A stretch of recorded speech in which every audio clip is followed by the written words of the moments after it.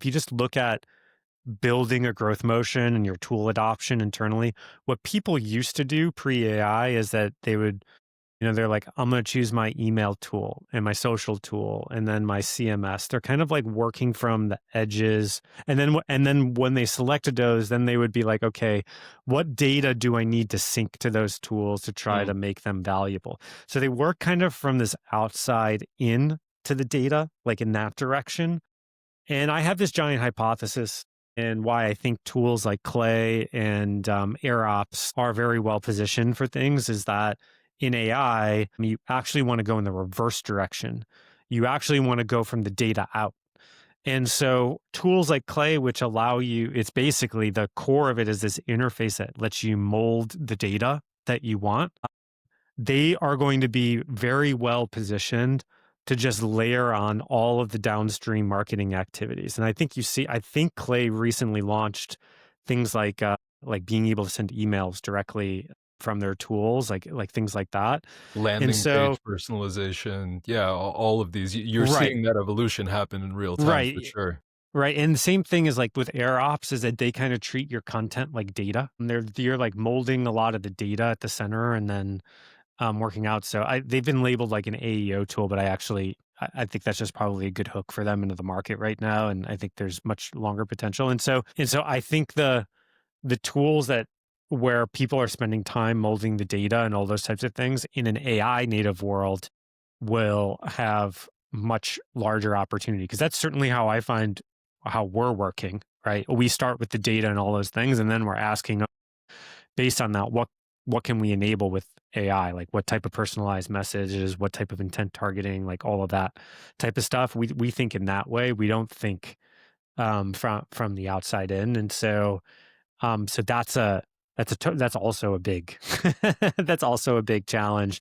So, anyways, I think the problems are just so different at this point from kind of what we did during my time. Is that there's there's a lot of like how do you disrupt within at HubSpot kind of questions, and I think not just HubSpot but a lot of other companies are dealing with that as well. Absolutely.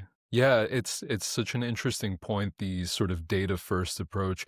It's also interesting. I mean, obviously there are companies that have existed for long periods of time and that have amassed a lot of data. Some of it is very useful, some of it is completely useless because it's disorganized. And I think having data organized in a meaningful way that can then feed into all of your other activities is actually a huge advantage in this sort of AI first landscape. Well, it's an advantage and disadvantage. Like just because you Sure. have a lot of the data doesn't mean it's in a useful format. And so Right. it to almost to the extent that the companies that have more data, the task to get it into a useful place for AI is a much larger task. I would also say that I don't think AI is enabled using new types of data in ways that companies were not capturing before. So to give you this, so I have some friends, early stage startups building from scratch. Just to give you a couple examples, a couple of them are, like they're recording every single meeting unless it's a one-on-one performance review or in dumping it into a central repository, or they have individual engineers as they go through work. They have dedicated Slack channels to each individual to basically type their thinking out loud or like how they're solving those things. Now, why would you do those two things? Well, actually, AI can actually make use of that information. So that those same friends, what they're doing is so when they're now pumping all of that into some AI tooling. And so now like when a new engineer onboards and says, okay, like why was X implemented in this way? Or right, like all that kind of stuff. There's AI literally has access to that log of Mhm. context, like all of those types of things.